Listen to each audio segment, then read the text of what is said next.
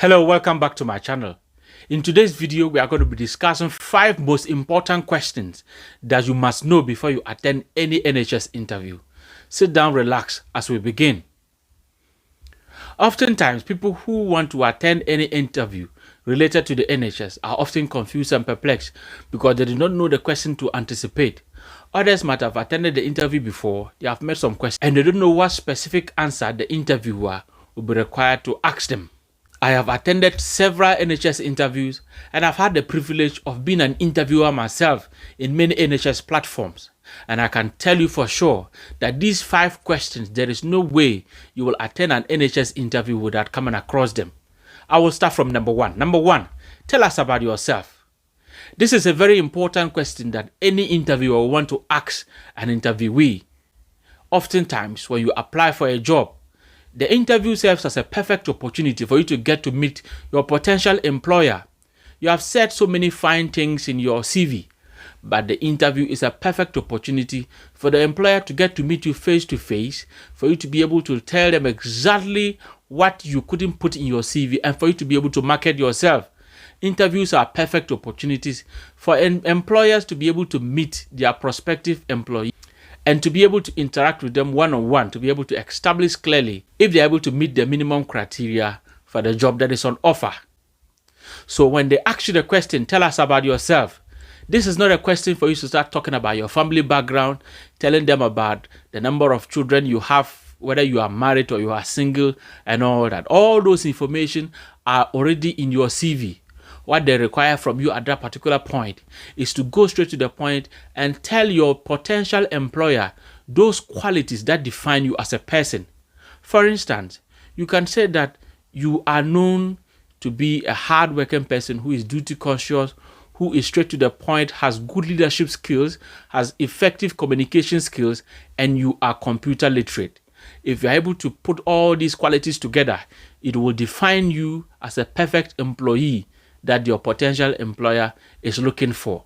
So do not forget to mention those qualities that define yourself and that makes you stand out. That is what the question, tell us about yourself, is asking for. It is not about anything concerning your person, your age, your marital status, your ethnicity, the schools you went to and all that. It is important for you to talk about the schools you attended and all that, but I am sure you might have probably mentioned those things in your CV. So try to mention those qualities in you that set you apart from other people. Number 2, they may ask you a question. Tell us about a difficult situation in your previous work or in your work experience and how you were able to deal with that particular difficult situation. This question is to test your problem-solving skills, is to test your ability to relate with people and how you are able to maneuver your way through difficult situations. There is no workplace without there being difficult times. There are times that things may be hard in the workplace, but how you are able to maneuver your way through is what defines you and makes you stand out. So you should think about a possible scenario that depicts good communication skills, depicts good leadership skills, and good team playing spirit. Think about a situation that you were able to solve it and then it inured positively to the team you were working with and the organization at large. I will leave you to think about those ideas. Think about a possible scenario in your previous workplace or anything you have done in the past, whether it was a voluntary work or it was formal work, any work that you did in the past, that there was a little issue and how you were able to intervene to bring about a solution. They may ask you a question like that, and how you are able to go about it will determine whether you are fit for the job or not. Number 3, a question like, tell us exactly what you are bringing on board. What exactly are you coming to add to this team? This is a perfect question for you to be able to market yourself once again. The employer at this time is giving you a blank check to write whatever you want to write there and it will be yours. He's asking you what exactly you are coming to contribute to make the team better. Employers are interested in value. They want to recruit employees that are capable of adding value to their organization. So when they ask you the question, tell us about what you are bringing on board, Tell them about those soft skills that you have that can improve any organization that you find yourself in. Computing and computer skills is very, very important.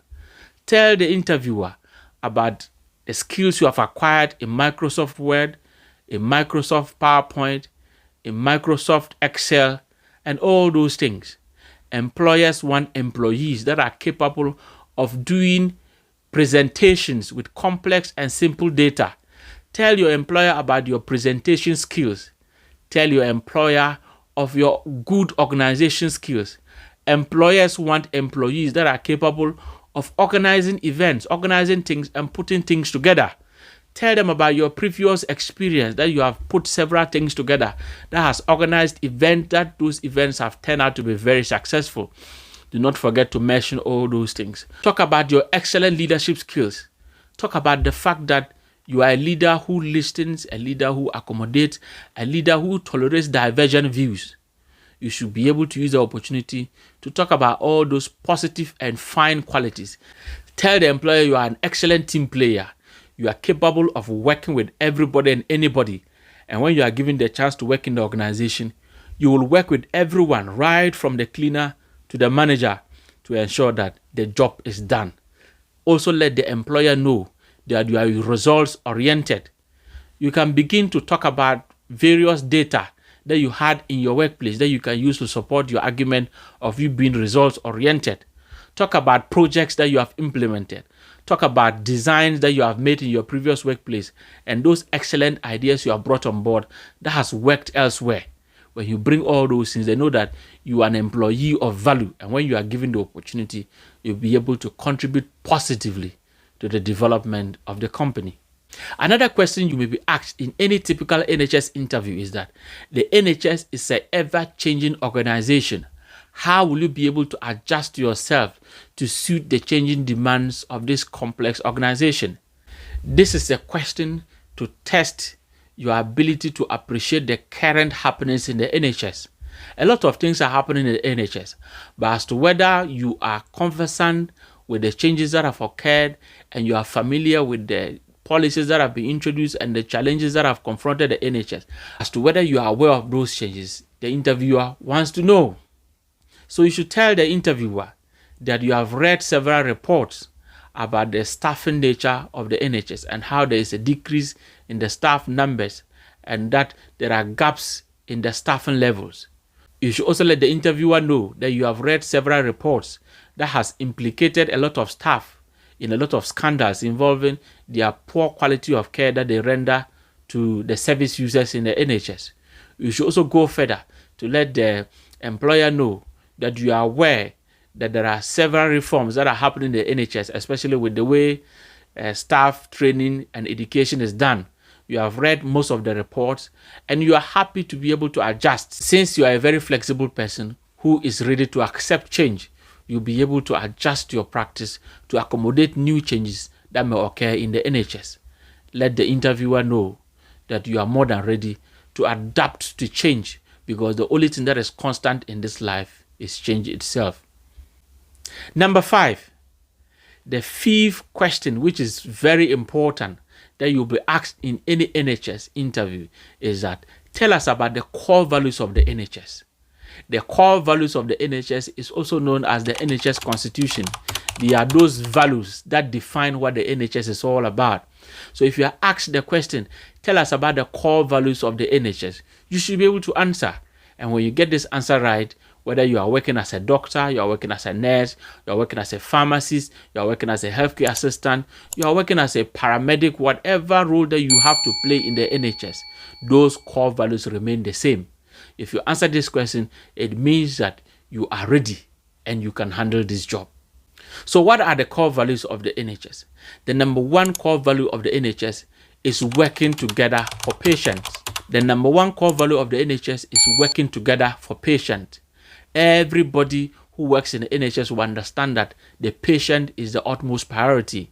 Whether you are working as a chief executive, or you are working as a doctor, you are working as a pharmacist, you are working as a healthcare assistant, or you are working as a nurse, the patient is number 1. So all these professionals have to work together to ensure that the patient is given the utmost priority. Number 2 core value of the NHS is respect and dignity. The NHS maintains this core value in high esteem because it is what defines the NHS. People who work in the NHS must depict a higher standard of dignity and respect for patients. There is no room for violence, there is no room for abuse, there is no room for disrespect of a patient, and you have to treat all patients as human beings and not as statistics. So that is the number 2 core value of the NHS, which is respect and dignity. The number 3 core value of the NHS is commitment to quality care. Everybody in the NHS must be committed to providing quality care at all times to their patients. If you are a staff and you do not have this particular commitment, it means you are not qualified to work in the NHS. So commitment is the number 3 core value in the NHS. Number 4, compassion. Anybody who wants to work in the NHS, which stands for the National Health Service, must have compassion. Compassion is the feeling of sympathy towards someone who is suffering. If you are someone who do not have that particular feeling for people who are in need, people who are suffering, people who are unable to do things for themselves, it means you are not qualified to work in the NHS. So anyone working in the NHS must have the core value of compassion. Number 5, the number 5 core value in the NHS is improving lives. The overall objective of the NHS is to be able to ensure that lives are improved, whether it's the life of patients or the life of people in the community. We work hand in hand in the NHS to ensure that people's lives are improved and people's lives are made better. The final core value in the NHS, which is the 6th one, is that everyone counts. There's a popular saying in the NHS that the NHS is for all of us. Everyone is concerned about the progress, the development of the NHS, and everybody is important as far as the NHS is concerned. So these are the core values that define what the NHS is about. I've given you 6 core values, and I hope that you'll be able to read more to understand what these core values are. So these are the 5 most important questions that you must know their answers before you attend any NHS interview. And I believe that if you prepare with these questions, you will be able to pass any NHS interview, and then you will come out with flying colors and you will land this particular job. If this is your first time watching this page, I will ask that you kindly click on the subscribe button, click the notification bell. I shall be giving you tips on how to pass NHS interviews by some of the things that you need to do and most of the questions that you will need. I shall do more videos to be able to tell you all the nitty-gritty that you need to know in order to pass NHS interview. Thank you very much for your time, and see you in another video. Thank you. Bye-bye.